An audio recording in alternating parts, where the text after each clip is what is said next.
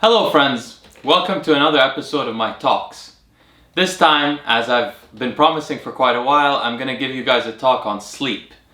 We're going to talk a lot about things involved in sleep, and so it's going to take a few clips to get through all the different facets of recent research in sleep in regards to health, productivity, cognitive performance, psychology, and more. So before I start though, I'd like to show you guys an example of how critically important sleep and small deviations in sleep is for human health and behavior. So every year, about 6 billion people around the world experience daylight savings time.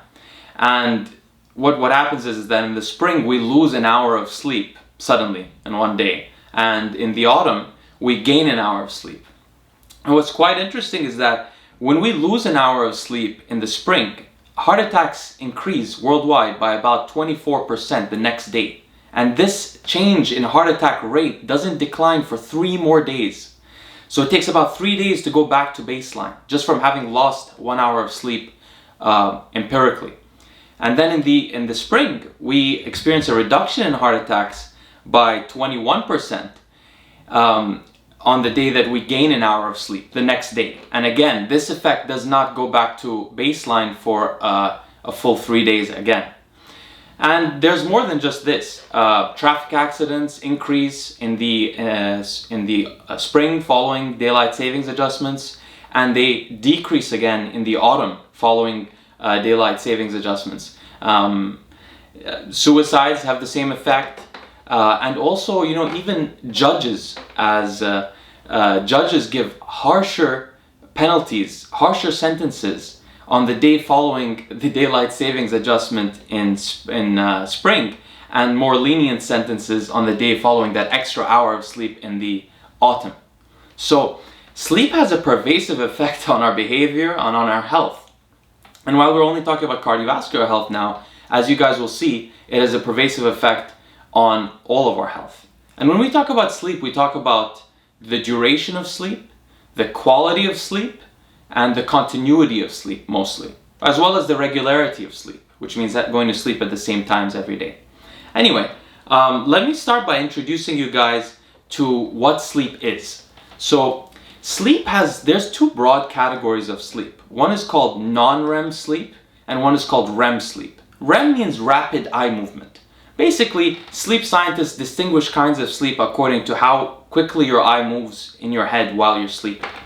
There's a certain period of time that your eye moves rapidly, and another time in which your eyes are stable. What happens is, these 2 phases of sleep always follow a sequential order, except in narcoleptics. Narcoleptics are people who throughout the day can randomly fall into REM sleep, rapid eye movement sleep. But most people, everybody else, will start with non-REM sleep. There are 4 stages of non-REM sleep, according to most sleep scientists. Some say that there are 3 stages. There's stage 1, which is the most close to wakefulness. It's when you're getting ready to go to bed. You're laying in bed. Your brainwaves are slightly slowing down. Then there's stage 2. Then there's stages 3 and 4. 3 and 4 are what are called, and remember, this is non-REM sleep. These are what are called deep sleep. But the entire period of non-REM sleep, it has no dreams. It's not a dreaming sleep. It's characterized, at least in the stages 3 and 4, by brainwave activity that's called delta wave activity. That's the slowest brainwave activity that we experience during our lifetimes. So these cycles, so what happens, you go from stages 1 to 2 to 3 to 4 of non-REM, and then you go through a period of REM sleep. So these cycles, they go through a stage where you go through non-REM sleep and then REM sleep. In non-REM sleep, you begin with stages 1, then 2, then 3, then 4, which is the deepest stage of non-REM sleep, defined by delta waves. And then you'll go back down through the stages, so that you go from non-REM 4 to non-REM 3 to non-REM 2, and then you go into REM sleep, which is also called dream sleep.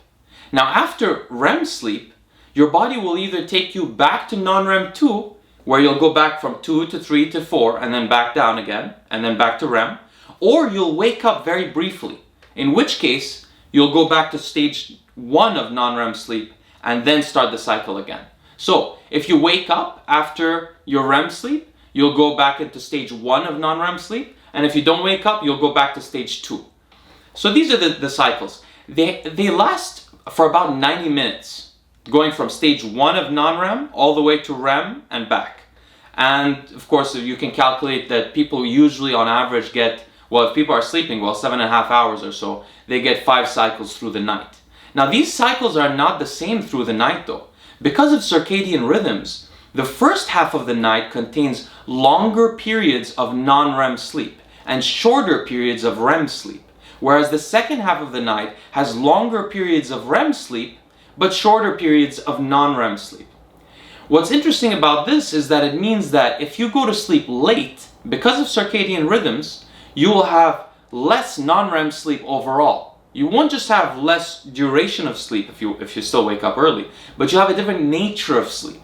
And if you go to sleep on time, but you're one of those people that uses an alarm clock to wake yourself up, then what you're doing is cutting out REM sleep, particularly because the second half of the night has most of your REM sleep. In fact, there's very little REM sleep in that first half of the night. Now, non-REM sleep, we're going to talk about more in later parts of this video, but for now, what I want you guys to know is it's characterized by this slow wave brain activity called delta waves. Moreover, it's also characterized by still having some tension in the physical body. There's movement, the body is not limp, but the brain is sort of asleep, right? The brain is not active. There's no dreaming going on. There's a lot of protein synthesis and cellular repair going on. There's something called cardiac deceleration that goes on, in which your blood pressure and your heart rate decline. In fact, it's like giving a rest period to the cardiovascular system. Your immune system will also be reinvigorated during your non-REM sleep, as well as in REM sleep. Now, REM sleep is sort of paradoxical because in REM sleep, which is the rapid eye movement sleep or the dream sleep, you'll remember, what happens is the brain, it's actually hard to distinguish the brain's electrical activity from when a brain is awake. The body is completely limp, but the brain seems alive, and that's why you have experiences in your dreams. But some parts of the brain are more active in REM sleep than others. And this is different from when you're actually awake. So there is some difference in terms of where the brain is active, but the actual electrical waves of the brain are very similar to when people are awake.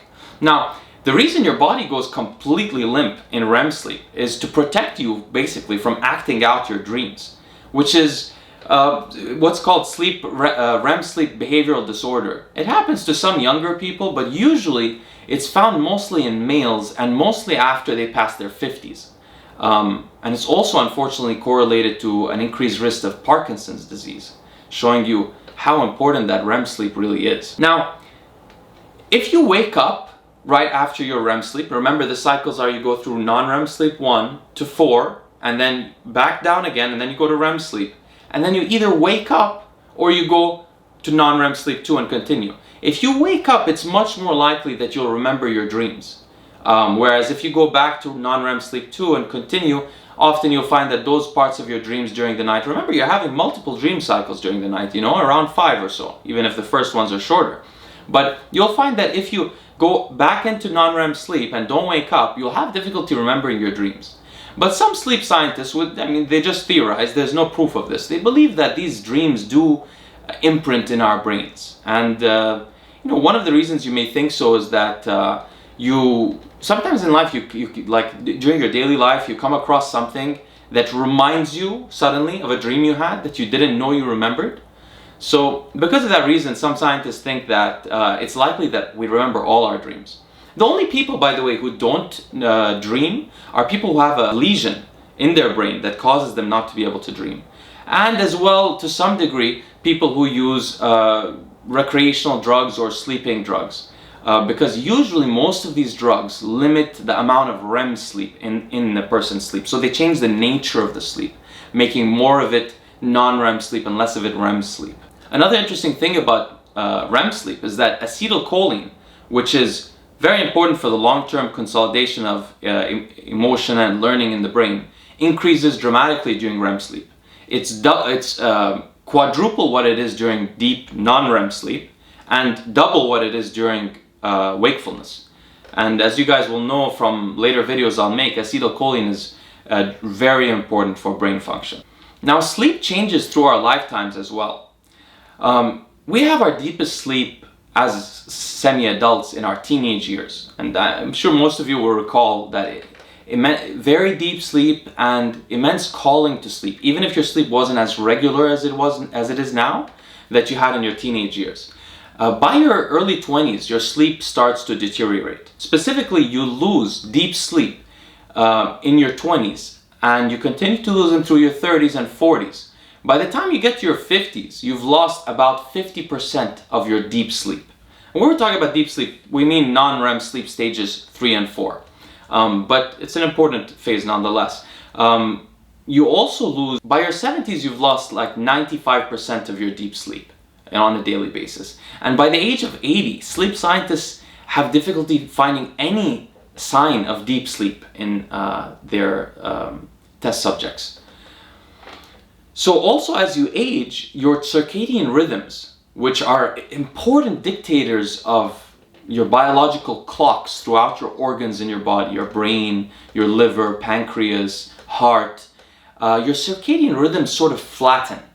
So you get less melatonin at night, you get less of a cortisol boost in the morning, you get less adenosine buildup through the day.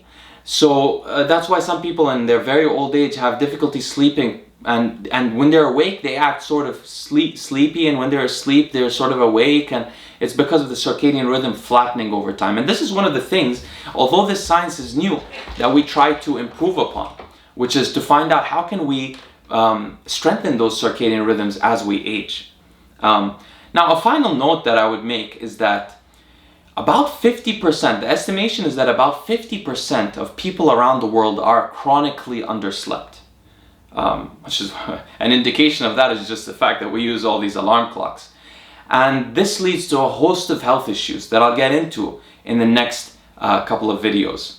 Thank you guys for watching. If you enjoyed the video or benefited from it, please like, subscribe, and visit my website, leoandlongevity.com. Thank you.